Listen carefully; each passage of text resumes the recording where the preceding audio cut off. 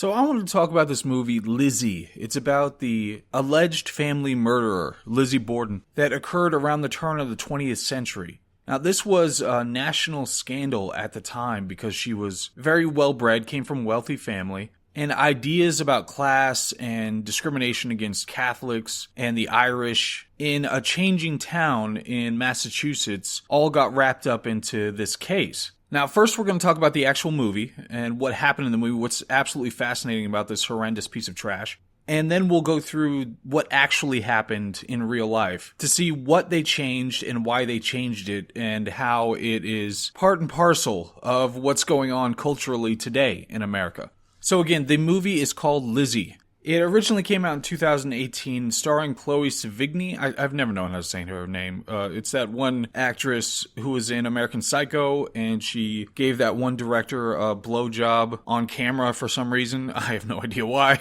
And it's also starring Kristen Stewart, who gets a lot of crap, but she's actually a very good actress. I don't know why she gets so much crap. Probably because she did her pouty thing in the Twilight movies before she did real acting. So, I mean, that's fair enough. But it's directed by Craig William Macneill. His other credits include a lot of TV, including the bad parts of Westworld. God, that got terrible. And not much else. I think this was the only feature, or maybe there's one before it or something. I think there's like a couple of features in his resume, but the last one was this Lizzie movie, and he hasn't done any features since, but he's done some TV. Anyway, it's described as a psychological thriller, which is way too generous to use the word psychological. A psychological thriller based on the infamous 1892 murders of Lizzie Andrew Borden's family. Now, this is something that kind of has to be said because you can take a lot of liberties when you're creating something that's a work of art. Now, calling this a work of art would be like calling an open pizza box, like the pizza box lid that had been scrawled on by a homeless person. It'd be like calling that art. So I don't know that I'm going to give it a lot of latitude when it comes to the liberties taken in telling this particular story. So the movie itself, though.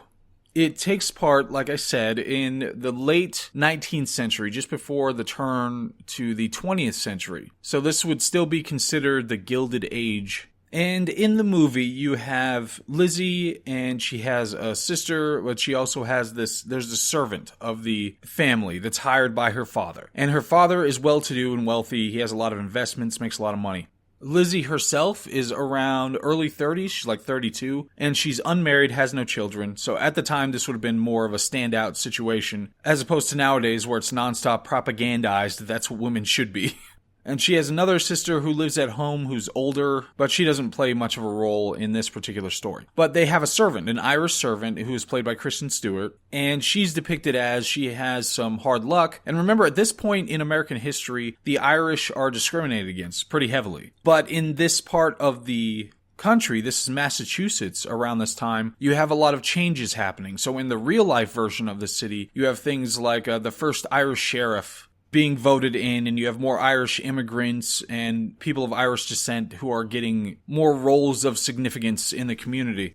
And the natives, as they would have been called at the time, are going to be Protestants, they're going to be white, and they are not going to like the Irish immigrants or Catholics, which the Irish would primarily have been at the time. So there's a lot of suspicion, but you have this Irish servant who's working for the family. Now, like I said, I'm going to say what the movie depicts, and then we'll go back and talk about what actually happened so you can see what kind of manufacturing they're doing when it comes to the story. But Lizzie is headstrong, and she, despite being in this Gilded Age and under the thumb of her tyrannical father, she asserts herself in various ways. So in one instance, she wants to go to the theater, and this is early on, and she says, "I'm going to the theater," and he says, "No, you're not. That's outrageous."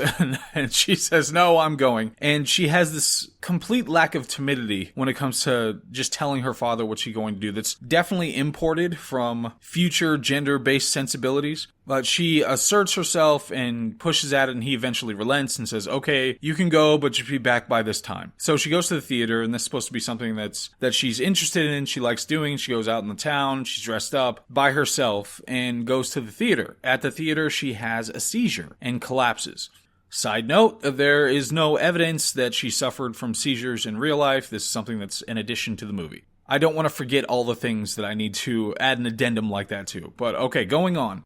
She starts interacting more with the servant played by Kristen Stewart. Now, you know right from the moment that they first interact that they're going to have some kind of a romance between them, because it's this era of filmmaking. You know for sure that it's going to happen. But also there are at least some not so subtle hints that something like that is going to happen. She references the sonnet number 116 by the man William Shakespeare himself. Let me not to the marriage of true minds admit impediments. Love is not love which alters when it alteration finds, or bends with the remover to remove. So this is exceedingly on the nose. Obviously, it's a beautiful sonnet, but she reads a portion of it to the Irish immigrant, Kristen Stewart's character, Maddie, and obviously it's supposed to be a reference to their tryst that is budding and going to take place. She has this quote at this point where she says, "Men do not have to know things, women do." Which is a funny thing for a woman who's never accomplished or provided anything to anyone by the age of 32 to say. Now, that's something that we could talk about culturally and philosophically, but we're not going to delve that deeply into it because the movie itself has very little interest in anything related to philosophy, ideas, intellect, culture, or anything else. It has one agenda, and it bashes you in the head with a hatchet with those ideas. So her father continues his obstructive ways and oppressive ways. He eventually kills these birds that are Lizzie's birds. It's at least implied in the movie. It's something that she cares about, she takes care of, and he kills the birds. In real life, he apparently does this because there are a bunch of children. He keeps showing up around the house to see the birds, so he does it for this reason. We don't know with certainty one way or the other. One of the other characters is Lizzie's stepmother, so this is a remarriage, and Lizzie expresses on multiple occasions that she is unhappy with the stepmother. That's not her real mother, and she's unhappy with the whole situation related to that. She brings up her inheritance at multiple times, and there's an uncle who is insinuated in this process because there's something about how he's trying to get some of the wealth of Lizzie's father, and he's trying to be part of the estate when it comes to administering it after the father passes away or establishing insurance or something like that. But it seems like a scheme that he's using to try to enrich himself. So Lizzie's suspicious of him. But she also explicitly asks about her inheritance and what she is due as the daughter of her father. Now again, this is, when it comes to the entitlement, it's absolutely par for the course for our current culture. There's not even a sense of, oh, well, I didn't even earn this or anything like that. At the time, of course, it's a woman in late 19th century, so that's the only thing she had. She had to be entitled because she couldn't work. She didn't have the opportunities that she would have otherwise had. So you understand the attitude, but it was funny to see her so adamant about, where's my money?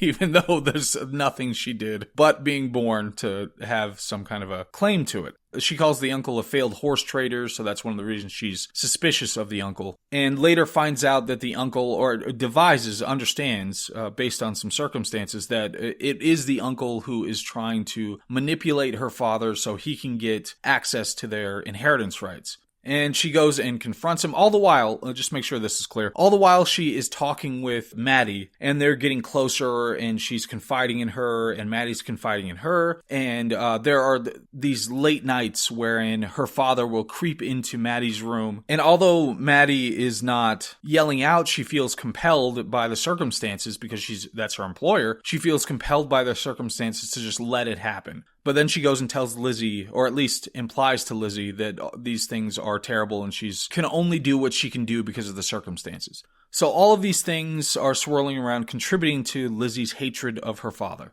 Then at one point, God, they lay it on so thick, it's ridiculous. So at one point, the father comes home from his business rounds, and his wife, the stepmother, is there, and he's like, oh, where's Maddie? I need to talk to Maddie, which is the servant. And the wife says, how long are you going to humiliate yourself and humiliate this family? So the wife gets a moment of being able to call out in her feminist disdain the practices of the father, which is a weird balancing act that they have to do because, of course, what's coming very soon. So you're not shown the planning, you just see that, okay, now Lizzie and Maddie, they're getting closer to each other, they end up kissing, and then they end up sleeping together. The father catches them at one point, and he sees them, what's going on. They're in the barn, which looked really uncomfortable, but they're going at it in the barn. He sees them, And so now he's got, a vendetta related to this. And he tells Lizzie that she can't see Maddie in that way anymore. But he just implies it. He doesn't say it explicitly, but he says, you can do the things that you need to do for the house, and you can talk to her for those things, but you can't see her in any other capacity.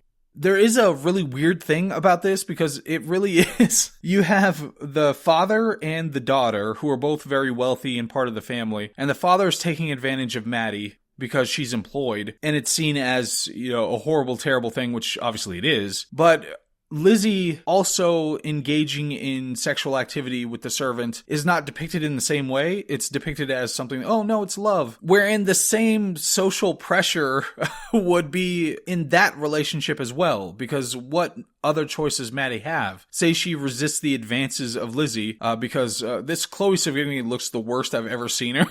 That's obviously not important, but she looks terrible in this movie. But Kristen Stewart's character, Maddie, would feel the same pressure to please the daughter as she would the father, because they're both part of the family, and either one of them could get her fired. But it's not depicted in the same way as a pressure of the situation that's unjustified and ought to be condemned. It's not treated that way at all, even though later you'll see that they have a falling out. So after this, Lizzie's been told she can't see Maddie anymore in this way, and this is supposed to be the final straw. Oh, there was one point also, just to be clear. Earlier on, she just went and took, because she was mad at her father, she went and took a bunch of his jewelry and pawned it off. And that's why, that he, in the movie, it's depicted that that's the reason that he goes and kills the birds that she likes. Because she took a bunch of the jewelry and pawned it off without him knowing. And they were they had the police over there, and they're trying to find out who could have broken into the house to take the stuff. But he knows that it's Lizzie, so he kills the birds as retribution, and that's how part of it escalates to get to this point. So anyway, then there's one day, it's a normal day, and this house is in the middle of a business district. It's not super lavish, and that was apparently, at least in real life, that was one of the annoyances that was expressed by Lizzie, is that they were very wealthy, but they didn't live in a wealthy neighborhood, even though they could have. But anyway, it's a quiet, normal day. They have Maddie, who's upstairs resting, or in the movie, she was doing some work, like cleaning something. And Lizzie was apparently out eating pears. They have it was pears, I think. They have some kind of a fruit tree, and she's eating the fruit. I don't know if this is supposed to be a slanted reference to the Garden of Eden, but so she's supposed to be eating the fruit. And her father leaves to go do his business stuff, and the stepmother's still at the house. So then Lizzie returns. This is her telling of the story. She returns to the house and she finds her father's brains bashed in, and he's just slumped over on one of the couches in the sitting room. And then she finds her stepmother, who is also murdered with, I think it was one significant swing, and then followed by a number after that. I think it was like 17 total that hit her after that. And so she sends the servants and calls for police, and now the investigation has begun. And then this last part of the movie is her trial and what happens. So in the movie, you have her going and getting Maddie and them saying like, okay, well, we need to get the authorities, and the authorities come in. Eventually, Lizzie gets arrested, but Maddie is relieved of suspicion, and we start going through the trial, aspects of the trial. And then you have a certain point where they show exactly what had actually happened. And it turned out you have Lizzie, who went into the house after she took her dress off. She took her dress off entirely. She was completely naked. So yes, there is, I know this is the most important question in all of these movies, in every movie ever, of course, is yes, there's nudity. Both of them get naked, get completely naked, and commit murders, or at least one of them commits murders, as we were later to find out. The other one tries to participate, but there's an intervening act. So she naked, and this was the only reason, I know this must have been the only reason that this person wanted to make this movie. So Chloë Sevigny naked with a hatchet, and she goes and bashes in her father's skull. She had already murdered, actually. First, she kills her mother, because this was part of the plot in the movie, is that her mother was killed earlier so that she wouldn't be an heir to, her stepmother wouldn't be an heir to the fortune. Because if they find out it's the other way around, then it goes to her stepmother first, and whatever the rules were related to her dying intestate, or if she had a will, then it would go to her heirs and assigns, which could go to somebody other than Lizzie, and her sister Emma. So she wanted to kill her first, her stepmother first, and make sure it was clear that she was killed first, and then kill her father so that he dies intestate, and it passes to the next heir, the heirs and assigns of him, which would be Lizzie and her sister. So anyway, she does the naked murder of her stepmother first, and then she goes out. She gets redressed and leaves, and it's supposed to be up to Maddie to kill the father, but she goes to try to kill the father and throws up. She's just standing there naked, throwing up. Okay, great. Yeah, wonderful set of circumstances there for Kristen Stewart to be standing there naked, throwing up. Great. And then Lizzie returns and murders the father. Okay, so the thing is that in real life, there are actual lingering questions about whether she did it or not. And there's the question of burden of proof. You have to be able to prove beyond a reasonable doubt. So it could have been a question of that being the significant factor related to her, whether she would be convicted in real life. In the movie, they just say outright, no, she did it. She was the murderer, and she had an accomplice in Maddie. And they were lovers, and he was trying to prevent them from being together. So she had these motivations related to her birds and the inheritance and money, and especially Maddie not being able to be with her were the reasons that she engaged in this murderous act. Now, in the movie, you go on to the trial.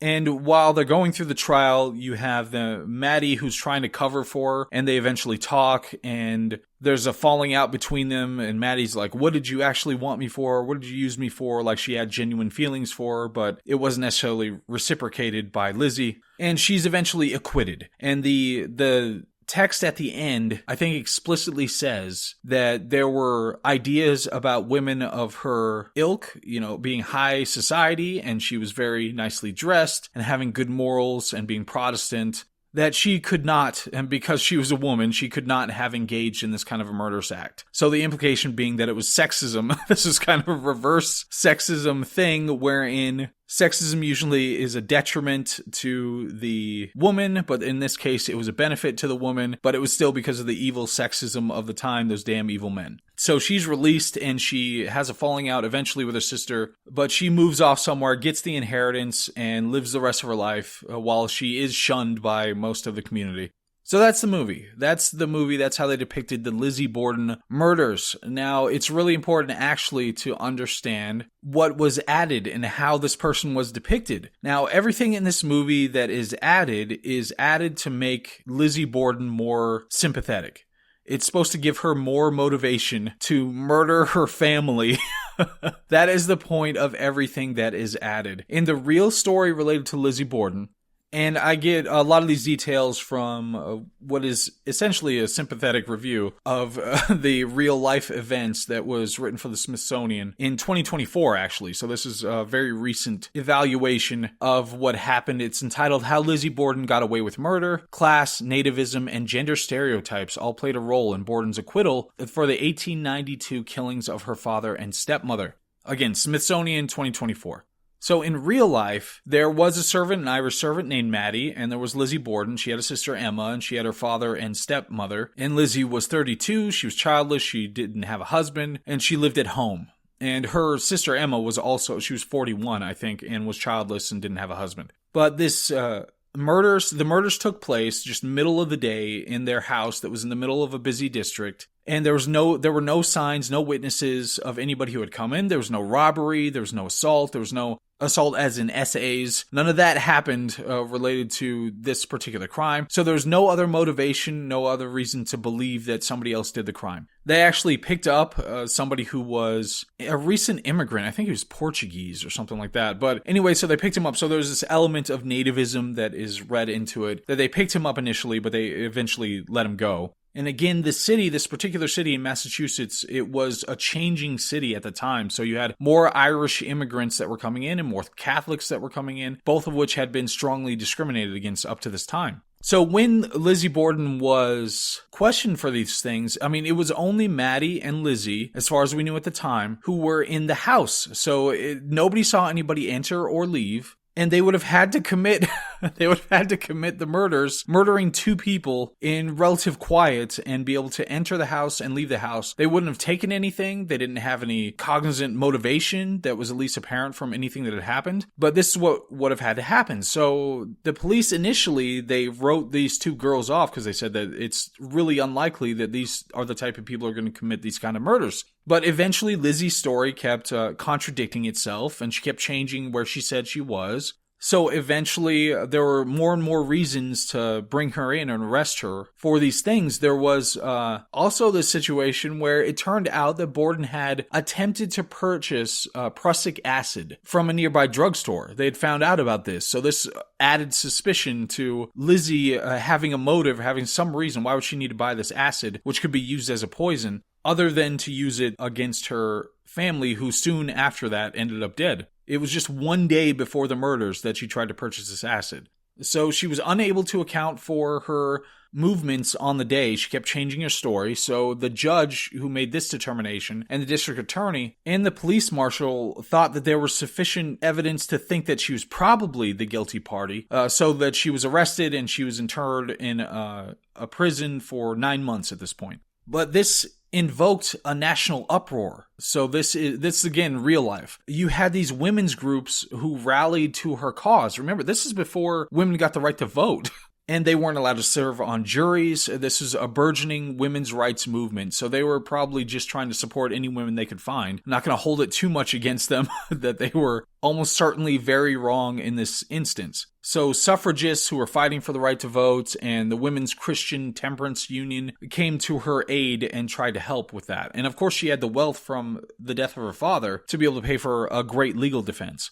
Then there's a twist. This woman, Alice Russell, she was a single, pious, 40-year-old member of the Central Congregation and was Borden's close friend, but it turned out that she witnessed something related to the murders, or at least seemed to be. She had been in the house for a few days after the murders occurred, and she testified. She knew that she knew something, but she didn't want to tell anybody for a while. And eventually she was worried about what it could mean for her and how much trouble she could get in. So she contacted a lawyer, and the lawyer told her, just tell the police what happened. But soon after the murders, she had witnessed Lizzie take a dress from this hidden place, and it seemed to be covered in blood, and Lizzie put it into a fire and burned it. Remember, they didn't have the forensic capabilities at the time to be able to do all these tests about whether something had been burned in the fireplace or where this blood came from or whatever. But she testified that Lizzie had taken this dress down and burned it, and it was covered in blood.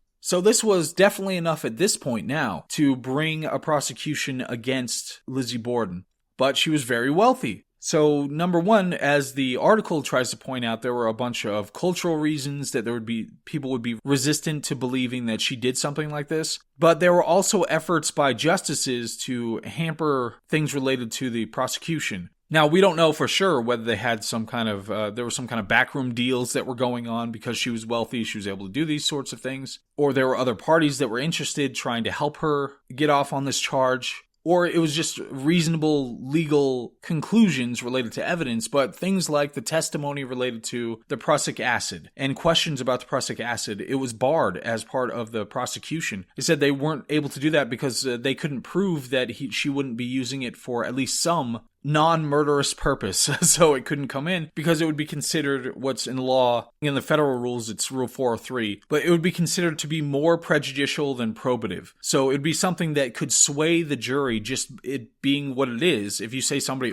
they tried to buy this prussic acid, even though it was extremely circumstantial in that she bought it the day before, or tried to buy it the day before, and it could be used to kill somebody, it could be extremely prejudicial without offering sufficient probative value to justify it. Because it would just put this air of, okay, well, she must be the murderer then, if she was trying to buy acid. Now, generally, if it's the day beforehand and then they turn up dead, and she had motive and all this other stuff, then, that's something that would end up in testimony, even though it would be prejudicial. But there are reasonable arguments on either side related to it. So eventually they go through the whole prosecution, but remember we have a burden of proof when it comes to criminal acts, and you have the cultural ideas that are around it, and she's eventually acquitted. She's acquitted in real life and in the movie of these charges. So after that, she was shunned by a lot of people, and She was even 4 years after her acquittal, she was arrested for shoplifting, but apparently made restitution, and she went off into this house somewhere with her inheritance and lived there for the rest of her days. Her and her sister had a falling out and stopped seeing each other or talking to each other, but they ended up dying really close to each other in a strange set of circumstances. But anyway, that's the real life situation. Notice I didn't mention anything about a lesbian relationship or the fact that her father was oppressive or abusive or anything like that. The things that were added to the movie were specifically... Oh, and the seizures, like I said. The things that were added to the movie were specifically added to make her more sympathetic. And it was trying to add this weird twist, this modern twist of she had a lesbian relationship with Maddie, and he was not having it because he's an evil, toxic male from the 19th century. And therefore, she's somewhat justified in having committed the murders. Now, again, they have this really weird thing in that she killed her stepmother as well. At least, I don't have to say allegedly. She's not going to sue me. But the fact that it's widely believed that she committed these murders. But the movie itself does not even take into account the moral culpability or concern over her being a murderer. It doesn't even matter. It's like there's no moral hazard that's depicted or even interest in the moral culpability of either one of them participating in these murders.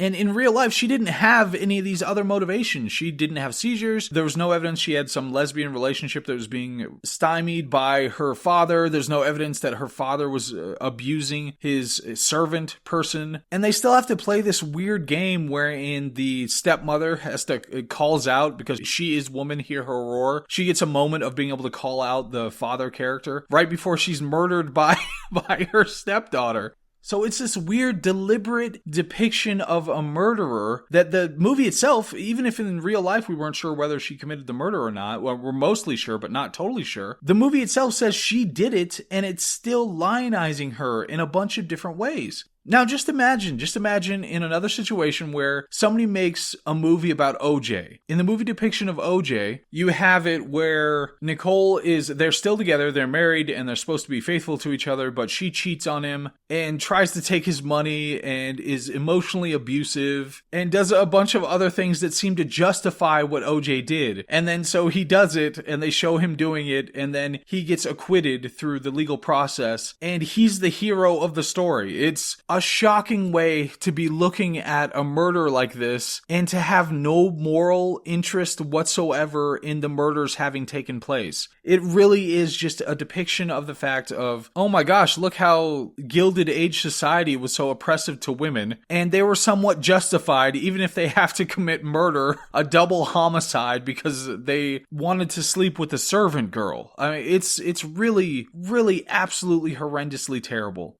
And it really is a depiction socially and culturally, intellectually, that demonstrates such a vacuousness and narcissism and short-sighted self-centeredness that's hard to really properly depict in just words and images. But anyway, that's the movie Lizzie, directed by a guy starring Chloë Sevigny and Kristen Stewart. I get why they were going to be in it. There's this new twist of them being gay lovers and they get to get naked on film. So they're big fans of that kind of thing. But what a terrible, terrible, terrible movie, and even worse depiction of culture. Anyway, that's all I wanted to say about that. I thought it was fascinating. So I hope all is well, and I guess, yeah, that's about it. All right, bye.